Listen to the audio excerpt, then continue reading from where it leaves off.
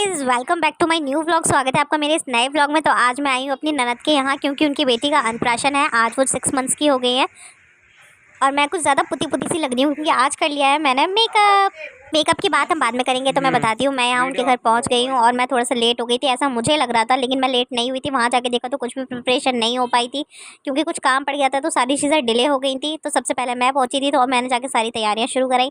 तो मेरी sister in law ने बोला कि फटाफट से मैं डेकोरेशन कर देती हूँ और वो खाने पीने की तैयारी कर देती हैं। तो बस यहाँ हम पहुँच गए हैं और हम अपने अपने काम में लग गए हैं और काम हो चुका है शुरू। और ना गाइस, तो व्लॉग शूट हो रहा है तो मैं आप लोगों से एक बात भी शेयर करना चाहती हूँ कि शादी से पहले ना हमारे अंदर बिल्कुल भी पेशेंस नहीं होता है। अगर हमसे कोई कुछ भी बोल देता है ना तो हमें बस ऐसा लगता है इसको जवाब देके अभी सुधार देती हूँ। लेकिन धीरे धीरे चीज़ें ऐसे चेंज हो जाती है कि हमारे अंदर इतना सारा पेशेंस आ जाता है, हमें पता नहीं चलता। जैसे हम अपनी मम्मी को बोलते थे ना, मम्मी तुम उसकी बातें क्यों सुनती हो, क्यों सुन के फिर भी उससे बात करती हो, मैं तो ऐसा हो तो कभी बात ना करूँ। लेकिन नहीं यार, लाइफ में धीरे धीरे ऐसा हो जाता है एक टाइम कि हमारे अंदर इतना पेशेंस कब आ जाता है। जिनका हम मुँह तक नहीं देखना चाहते उनसे हमें बात भी करनी पड़ती है और बहुत सी चीज़ों को अपने मन में दबा के रखना पड़ता है। खैर छोड़िए, तो बस यही कुछ चीज़ें हैं नोक जोक जो जीवन में मन में रह जाती है। और जब ये ब्लॉग शूट होता है तो थोड़ा बहुत बोल के अपने मन को थोड़ा सा शांत कर लेती है। तो इसलिए आप लोग ये सब चीज़ें माइंड ना करें, बस सुन लिया करिए, यही अच्छा लगता है मुझे। तो बस मैं डेकोरेशन कर रही थी और यहाँ मैंने फूल से डेकोरेशन सबसे पहले स्टार्ट की थी। तो मैं सोच रही थी क्या करूँ। तो वो आज 6 महीने की हो गई है तो मैंने सबसे पहले 6 बना दिया है फ्लावर से। अब आप लोग कमेंट सेक्शन में बता देना, क्योंकि इतना टाइम नहीं था कि मैं बहुत सारी डेकोरेशन करती। जो भी टाइम था उसमें फटाफट से जैसा मुझे समझ आया वैसे मैंने कर लिया। और बस तैयारियाँ चल रही हैं यहाँ। और बस कभी कभी खाली बैठे बैठे ना या कोई काम करते करते मन वहाँ चला जाता है और बस यही समझ में आता है कि ये जो रिश्ते नाते होते हैं, कभी कभी लगता है बस इनको जवाब देके इनको अभी तोड़ के ख़त्म करो, क्योंकि हम किसी की नहीं सुन सकते। फिर कभी कभी लगता है यार इस संसार से सबको एक दिन चले ही जाना है, फालतू में अपना ईगो दिखा के या घमंड दिखा के क्या ही ले जाएंगे हम। 4 दिन की ज़िंदगी है, उसमें भी सबसे झगड़ा करके नोक झोंक करके कोई फ़ायदा नहीं है। बस इसीलिए कुछ चीज़ें सोच कर मैं अपने मन से ईगो को निकाल देती हूँ और जहाँ मुझे नहीं झुकना चाहिए वहाँ भी झुक जाती हूँ।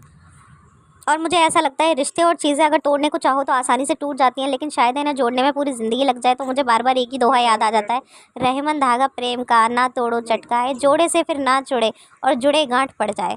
तो बस यही चीज़ मैं अपने मन में देख लेती हूँ। बाकी आप लोग बस मेरा व्लॉग एंजॉय करिए। सोचा था शाम को 7-8 बजे तक वहाँ से लौट आएंगे, लेकिन कुछ हम लोग भी लेट पहुँचे और फिर उनका फंक्शन भी थोड़ा सा लेट हो गया। वैसा तो इतना बड़ा कोई फंक्शन नहीं था, हम सब लोग फैमिली के ही थे, बस घर ही घर में सबने सेलिब्रेट कर लिया था। और यहाँ हमारी नन्ही राजकुमारी जैसे अन्नप्राशन के लिए आई तो पता है पहले तो उनको रेडी किया, तो पहले तो वो बेचारी सो गई। फिर जैसे तैसे हम अन्नप्राशन के लिए स्टार्ट कर रहे थे तो रोने लगी बड़े ज़ोरों ज़ोरों से। तो यहाँ पे उन्हें काम डाउन कर रहे हैं और फिर जैसे ही वो काम डाउन हुई हम लोगों ने अन्नप्राशन स्टार्ट किया। और अन्नप्राशन करने के बाद यहाँ ये जो केक कटिंग हो रही है, उस दिन मेरे देवर का भी बर्थडे था। तो ये है मेरे देवर देवरानी और ये मेरी ननद के बच्चे हैं। ये जो वाइट साड़ी में मेरी बड़े ननद है और ये भी मेरी छोटी ननद है ब्लैक सूट में। और मेरे जीजा जी भी हैं, सब लोग हैं यहाँ पे। और यहाँ हम अपने देवर का बर्थडे सेलिब्रेट कर रहे हैं। उनकी गोद में मेरी छोटी सी छुटकी बैठी हुई है। तो बस यही है, फैमिली कभी कभी मिलना होता है। बस रिश्तों को इतना बचा के रखो कि कभी आमना सामना हो जाए तो हमें अपनी नज़रों को झुकाना ना पड़े। तो बस यही चल रहा था अन्नप्राशन। और जैसे ही अन्नप्राशन हुआ बेचारी को इतनी भूख लग रही थी, वो चिढ़े जा रही थी क्योंकि अभी इतनी छोटी है, कुछ और तो खिला नहीं सकते। तो यहाँ उसको दूध पिला के हमने काम डाउन कर लिया। और बस इसी तरीके से छोटा मोटा फंक्शन था जो कि हम लोगों ने घर में मिलकर सेलिब्रेट कर लिया। फ़ोटोज़ वगैरह भी डालती, लेकिन मेरे फ़ोन में क्लियर फ़ोटोज़ नहीं थे, बस ये एक फ़ोटोज़ था तो मैंने डाल दिया। गाइस, हमारा ब्लॉग शूट हो रहा है यहाँ पे और हम लोग आ गए, हमने चाय नाश्ता कर लिया है। और बाकी आप देख सकते हो। हाय बोलो, अपना नाम बताओ। ऐसे बोलते हैं? My name is okay, good boy. तुम बताओ। हे गर्ल, टेल मी। नहीं बताया। नहीं।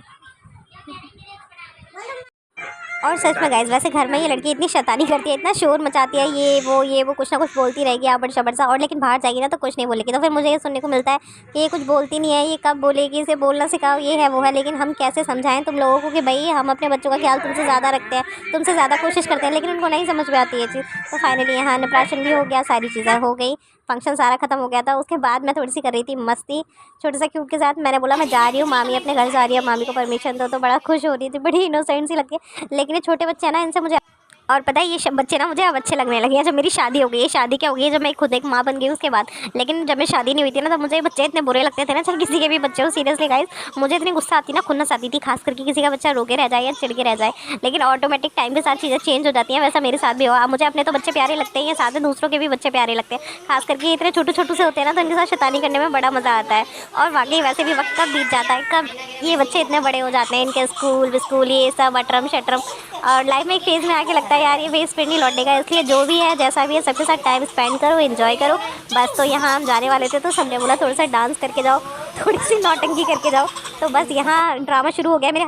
तो मेरे पति तो वैसे भी डांस नहीं करते, और करेंगे तो बड़े नखरे करेंगे, सब लोग फोर्स करेंगे करो करो करो, और वैसे भी उन्हें डांस आता नहीं है, बस मुझे उल्टा पुल्टा घुमाते रहेंगे और नौटंकी करते रहेंगे। बट मैं फोर्सफुली थोड़ा मोड़ा साथ में होकर उन्हें कैप्चर कर ही लेती हूँ। डांस भी और भी लोगों ने किया था, मेरी ननद ने भी किया था, बट मैंने वो कैप्चर नहीं कर पाया। कैप्चर कर लिया था बट मेरे फ़ोन का स्टोरेज फुल हो चुका था, तो किसी दूसरे फ़ोन में होगा मेरे पास, अभी वो वीडियो है नहीं। अगर वो आ जाएगी तो बाद में उसको भी एडिट कर दूँगी। बाद बाकी हमने उल्टा पुल्टा डांस करा। और आप लोगों को हमारा ब्लॉग कैसा लगा, यही था हमारा छोटू मोटू सा ब्लॉग जो हमने शूट कर लिया है।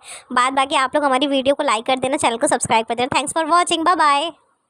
और गाइस आपको पता है ना, जैसा कि मैंने नई ब्लॉगिंग स्टार्ट किया है, तो मेरी भूल चूक को माफ़ कर देना। थैंक्स।